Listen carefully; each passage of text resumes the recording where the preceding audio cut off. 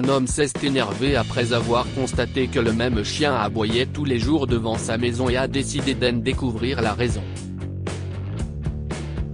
En voyant le chien, il a été surpris de voir une photo de sa grand-mère décédée sur son collier, ce qui l'a incité à suivre l'animal. Grégoire était un homme cupide qui ne voulait rien d'autre qu'accroître ses richesses et gagner beaucoup d'argent. Même lorsque son fils Alex est devenu adulte, il a décidé de choisir la personne que son fils épouserait, tout cela à cause de l'argent. La femme que Grégoire voulait que son fils épouse était Alison, la fille de son partenaire commercial de longue date. Heureusement pour lui, Alison et Alex sont tombés amoureux l'un de l'autre, et tout le monde y a trouvé son bonheur.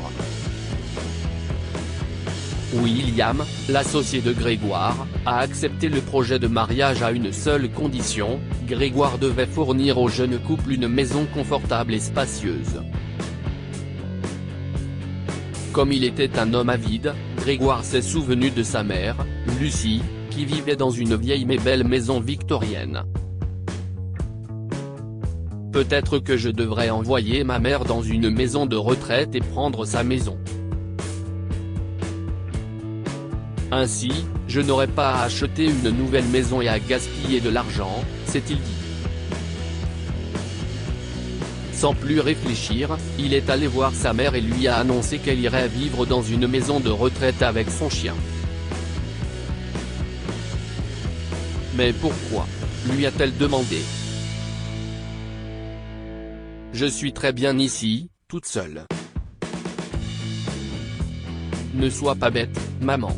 Tu devrais être dans une maison de retraite, pour que des gens s'occupent de toi. Ton chien ne pourra pas t'aider s'il t'arrive quelque chose, a-t-il dit, essayant d'apaiser sa mère. En réalité, il voulait juste se débarrasser d'elle pour pouvoir donner la maison à son fils. Lucie a accepté à contre-cœur, à condition que Grégoire et Alex lui rendent visite chaque fois qu'ils le peuvent. Mais Grégoire lui a encore menti en lui disant qu'il viendrait la voir. Il ne l'a jamais fait. Lucie a vécu dans la maison de retraite avec son fidèle chien pendant quelques mois, jusqu'à ce que Grégoire décide d'annoncer à Alex qu'elle était décédée alors qu'elle était soignée dans la maison de retraite. Et elle t'a laissé sa maison, a-t-il dit à Alex. Toi et Alison pouvez emménager maintenant, j'ai déjà fait le ménage, a dit Grégoire au téléphone. La maison était le cadet des soucis d'Alex. Et l'enterrement de grand-mère, si est-il quand, a-t-il demandé. Ne t'inquiète pas, elle a déjà été enterrée. Viens en ville et installe-toi dans ta nouvelle maison quand tu seras prêt, a dit Grégoire à son fils avant de raccrocher le téléphone. Après quelques jours, Alex et Alison ont pu déménager toutes leurs affaires dans la maison de grand-mère Lucie. Cependant, Alex n'arrivait pas à dormir la nuit, car un chien n'arrêtait pas d'aboyer devant sa maison pendant les premières nuits. Alex, va voir pourquoi ce chien aboie toutes les nuits, s'il te plaît, lui a demandé Alison. Comme il ne pouvait plus, Alex a décidé de vérifier une fois pour toutes ce que voulait le chien. Contrairement à son père, qui était très dur, Alex était un homme gentil. Il a caressé le chien avec douceur. Qu'est-ce ce qui ne va pas, mon pote? Pourquoi viens-tu ici tous les soirs pour aboyer?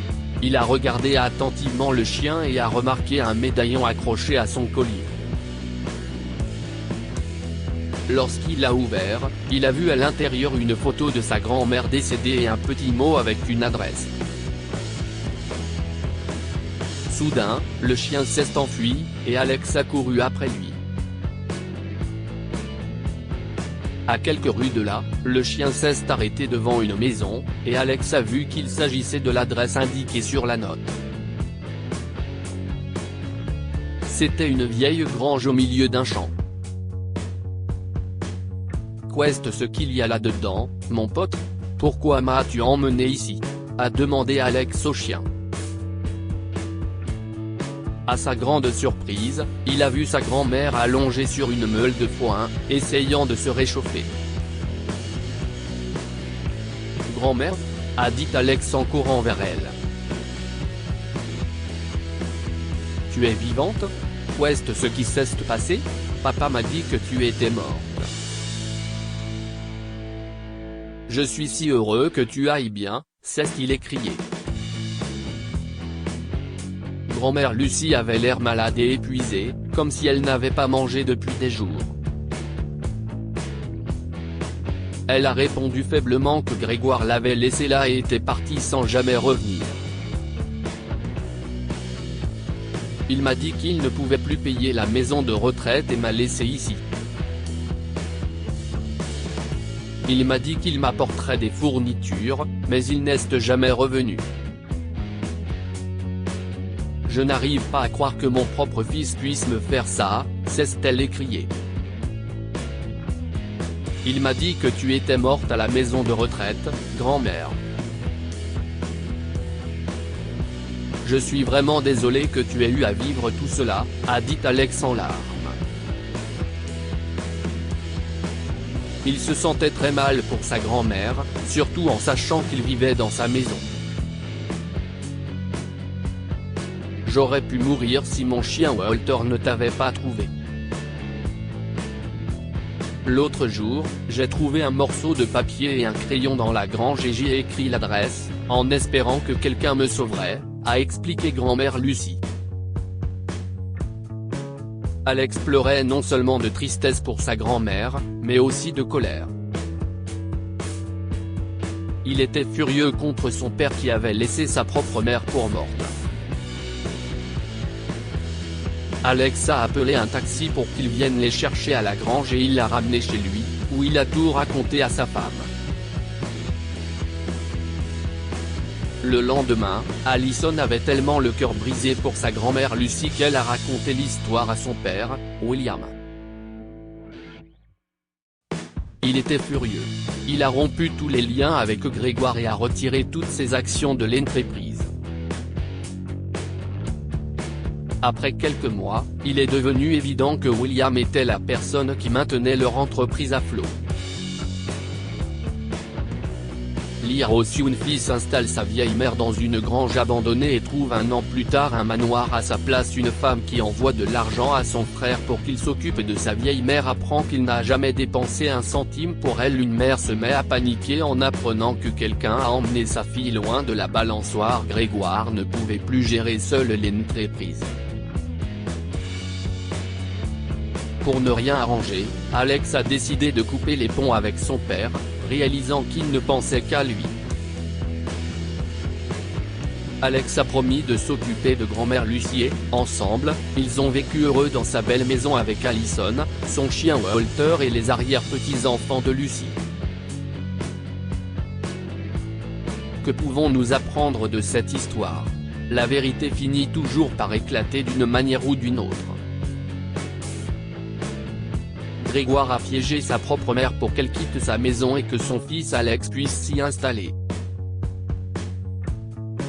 La vérité a fini par être révélée lorsque le chien fidèle de la mère a trouvé Alex et que celui-ci a découvert que sa grand-mère était vivante et qu'elle avait besoin d'aide. Respectez vos aînés. Grégoire pensait qu'il lui serait plus facile de tromper sa mère parce qu'elle était vieille et faible. En fin de compte, le karma l'a rattrapé et sa cupidité lui a fait tout perdre. Partagez cette histoire avec vos proches. Elle pourrait les inspirer et leur faire plaisir. Lire aussi, un fils amène des acheteurs au domicile de sa vieille mère vivant seule et entend un inconnu tousser dans la chambre à coucher. Abonnez-vous à Amomama sur Google News. Partagez.